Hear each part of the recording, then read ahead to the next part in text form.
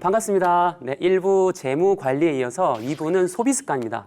돈을 쓰고자 하는 마음은 누구나 똑같습니다. 하지만 우리가 소비를 얼마나 잘하느냐가 가장 중요한 문제이기 때문에 오늘 두 번째 주제는 소비와 지출 두 가지의 차이에 대해서 한번 얘기 나눠보도록 할게요. 자, 여러분 소비와 지출의 차이는 뭘까요? 소비라는 건 내가 가지고 있는 돈이 써서 없어진다는 거고요. 지출은 뭐냐면 내가 원하는 목적에 돈을 쓰겠다는 겁니다.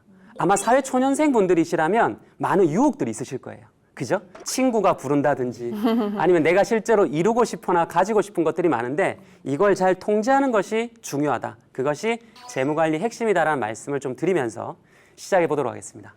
자, 여러분 혹시 오늘 민우 씨, 지은 씨, 자, 혹시 길을 걷다가 5만 원권 한 장을 주었습니다. 혹시 이 돈을 어떻게 쓰시겠습니까?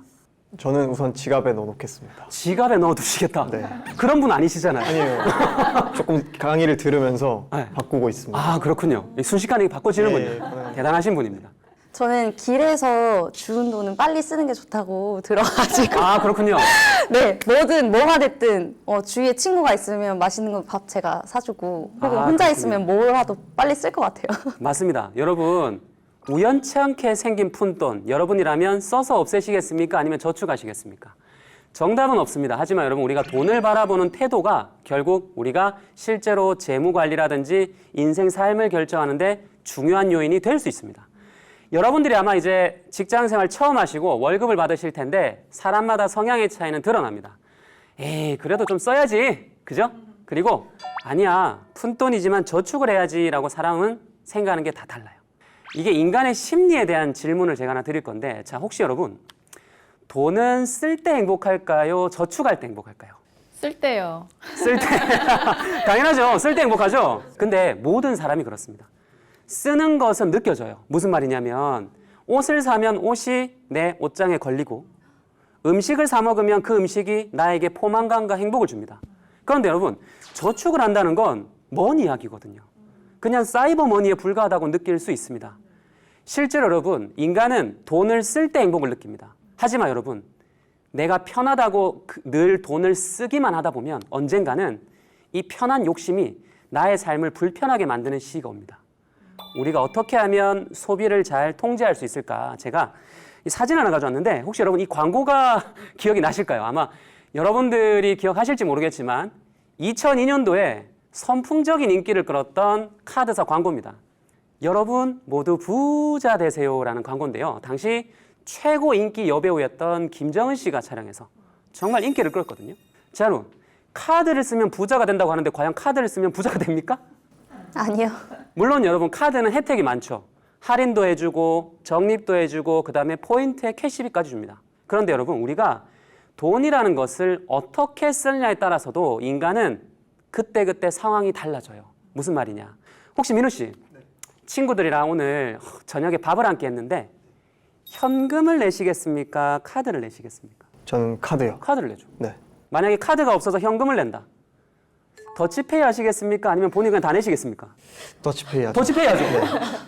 나의 천금 같은 이 현금을 내가, 그죠? 무슨 말이냐면 여러분, 이게 실제로 예전에 그 다큐멘터리에서 나왔던 내용입니다. 인간의 뇌에 보면요, 돈을 쓸 때 통증을 느끼는 뇌섬염이라는 부위가 있습니다. 그런데 현금을 쓸 때는 여기가 아픕니다. 그런데 놀랍게도 카드를 쓸 때는 거기가 마비가 된대요. 왜 그러냐면 여러분, 인간은 합리화의 동물이라고 아시죠? 카드를 쓸 때는 이건 다음 달에 갚는 거니까 괜찮아 라고 생각해요. 할부니까 괜찮아, 이 정도쯤이야 라고 생각합니다. 실제로 카드를 쓰다 보면 나도 모르게 과소비를 하는 경우가 정말 많거든요. 그래서 전문가들은 이렇게 얘기합니다. 인간은 왜 소비를 할까? 소비의 유형은 크게 여러분 4가지가 나뉩니다. 보시다시피 필요해서, need, 그 다음에 고장이 나서, 그 다음은 좋아 보여서, 아니면 그냥인데요. 혹시 우리나라 국민들은 그럼 여러분 소비를 할 때 어떤 경우에 소비를 정말 많이 할까요? 그냥 최근에 그냥 산 물건 있나요? 있는 것 같은데. 있는 것 같습니다. 네. 분명히 있습니다. 예. 아마 카드 지출 내역을 보시면 실제로 여러분들 그냥 좋아 보인다든지 아니면 그냥 산 물건들이 왕왕 있을 거예요. 실제로 여러분 우리가 저녁에 음식을 준비하기 위해서 마트에 장을 보러 갑니다. 오늘 메뉴는 정했어요. 오늘 저녁은 소고기 콩나물국이다. 그래서 소고기를 조금 사고 콩나물을 사고 계산대로 갈까요? 아니요. 아니요. 전혀 그렇지 않습니다. 우리가 마트를 돌다 보면 실제로 갑자기 오늘 1+1이에요. 그죠? 그리고 세제가 갑자기 할인을 해. 휴지가 갑자기 엄청 싸. 카트가 엄청 크잖아요, 여러분. 그죠? 네. 원래 예전에는 카트가 이렇게 크지 않았거든요. 카트가 커지면서 그만큼 소비도 많아졌습니다. 그래서 불필요한 물건을 그냥 사는 경우가 정말 많습니다. 제가 여러분들께 추천드릴 건 뭐냐면 저는 개인적으로 이렇게 해요. 전 솔직히 제 와이프가 되게 짜다. 가성비만 따진다라고 얘기하는데 저는 보통 저 혼자 마트를 갈 때 카트를 안 끕니다. 바구니도 잘 들지 않아요. 그냥 필요한 것만 딱딱 사서 옵니다. 그냥 가면 더 이상 물건을 집을 수가 없거든요. 그래야 적겠습니다. 이거 뭐냐면 소비라는 건 태도예요. 나는 살 것만 사고 빠지겠다. 계속 마트를 맴돌다 보면 과소비를 하다 보니까 우리가 해야 될 건 뭐냐면 나는 과연 꼭 필요한 것에 돈을 쓰고 있냐라는 거죠. 그렇지 않은 경우가 정말 많습니다. 그래서 여러분 제가 실제로 실험을 하나 보여드릴 건데 소비는 철저하게 감정이자 습관입니다. 제가 실험을 보여드려 볼게요. 이게 어떤 실험이냐면 이분 아마 아실 것 같은데 코미디언입니다. 김수영 씨라고요. 한 방송에 나와서 이런 실험을 했습니다. 어떤 거냐면 이 공간은 병원 엑스레이 촬영실이고요. 병원 엑스레이 촬영실. 실험에 참가하기 전에 삼겹살을 배 터질 때까지 먹였습니다. 위 엑스레이를 찍어보니까 위가 가득 찼어요. 배가 터질 것 같대. 그런데 실험은 지금부터 시작되죠. 뭐냐면 김수영 씨가 좋아하는 음식 3가지를 보여줍니다. 자, 여러분, 배가 터질 것 같지만 내가 좋아하는 음식이 눈앞에 있으면 인간은 먹고자 할까요? 아니면 거부할까요? 먹고 싶을 것 먹고 같아요. 싶은 당연히 먹고 싶죠. 네. 그렇지 않을까요? 실제로 여러분 자 보세요. 치즈 케이크를 보자마자 김수영 씨의 위가 반응합니다. 아. 갑자기 위가 여러분 커집니다. 신기하지 않습니까? 여러분? 더 놀라운 건 뭔지 아십니까, 여러분? 그 다음에 치킨을 보여주면 치킨 먹을 수 있을까요, 없을까요? 치즈 케이크를 다 먹고 이제 2번째 치킨이에요. 위가 가득 차는데 뭐라고요? 못 먹을 것 같아요. 못 먹을 것 같다고요? 한 개 정도? 평상시에 드셔오셨잖아요. 그렇지 않습니까, 여러분? 공간이 또 생깁니다. 와. 와. 놀라울 건 뭐냐면 여러분 마지막 식후땡이라고 아이스크림을 보여주면 또 위가 팽창을 합니다. 여러분 이해되십니까? 놀랍네. 우리가 아울렛에 가면 나도 모르게 옷을 좀 더 사고요. 백화점에 가면 왠지 명품 샵을 들러야 될 것 같고 들어가면 사게 되어 있어요. 실제로 인간은 철저하게 감정에 의해서 소비를 하는 존재라는 겁니다. 자, 그럼 여러분 결론을 말씀드릴 건데요. 어떻게 하면 우리가 소비를 통제할 수 있을까? 사회초년생으로서 쓰고 싶은 거 정말 많지만 우리가 미래를 위해서 소비를 통제하고 싶다면 자, 잘 들어주세요. 이 3사람 다들 잘 아실 겁니다. 이 3분의 공통점이 뭘까요? 자녀들을 경제교육할 때 공통점. 용돈을 많이 줬을까요? 적게 줬을까요? 적게 줬으니까 물어보시겠죠? 그렇죠. 그렇죠. 이제 느낌이 오죠. 그죠? 느낌이 오죠? 자, 뭐냐면 여러분 돈이 이렇게 많지만 용돈을 자녀들에게 많이 주지 않았습니다. 평범하게 줬어요. 그리고 중요한 원칙은 뭐냐면 돈을 다 쓰는 것이 아니라 나누어서 쓰라고 했습니다. 지금 당장 쓸 돈, 그리고 저축할 돈, 그리고 기부할 돈으로 나눠서 3분의 1씩 써라. 왜냐? 돈은 많고 적음이 중요한 것이 아니라 내가 어떤 습관을 가지냐가 중요하다는 사실이죠. 제가 여러분들께 결론을 말씀을 드려보면 여러분들이 월급 통장이 있을 거예요. 그 통장 하나로만 생활하시면 절대 안 됩니다. 월급이 들어오면 돈이 많아 보이잖아요. 돈이 많으면 인간은 어떤 생각을 할까요? 쓰고 싶다. 근거 없는 자신감이 생깁니다. 갑자기 쓰고 싶은 욕망이 생깁니다. 중요한 건 뭐냐면 통장 쪼개기가 가장 중요합니다. 사회초년생으로서 쓰고 싶은 곳이 정말 많지만 오늘 강의 소비 습관 핵심이 뭐냐면 통장 쪼개기입니다. 돈을 관리하다 보면 실제로 급여 통장이 있을 건데요. 통장은 하나로 관리하지 마시고 3개로 나누자. 급여를 받으시면 매달 고정적으로 나가는 지출 통장을 분리하시고 그리고 많은 분들이 쉽게 하고 있지 않지만 비상금 통장도 분리해야 됩니다.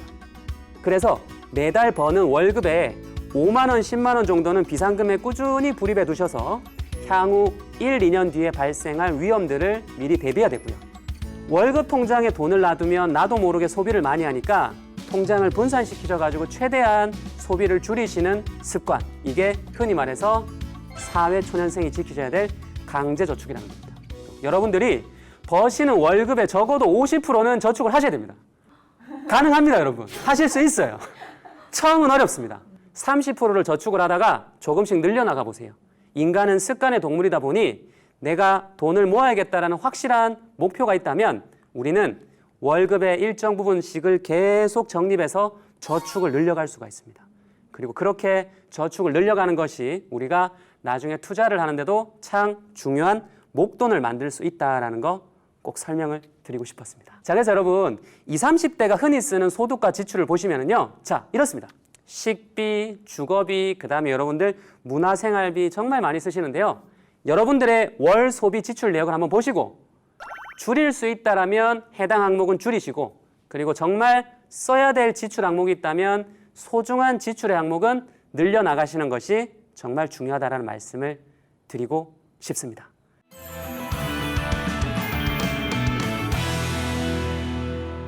자, 그럼 우리 강의 여기까지인데 한번 질문 한번 들어볼까요?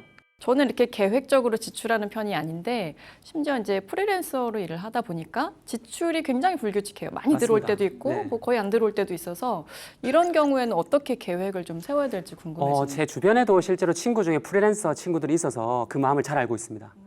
매달 고정적으로 들어오는 수입이 잡히지 않고 그렇다고 쓰는 돈도 왔다 갔다 하다 보니까 중요한 건 그래도 최소한의 생계비와 최소한의 지출 금액을 우리가 확보해 둬야 됩니다.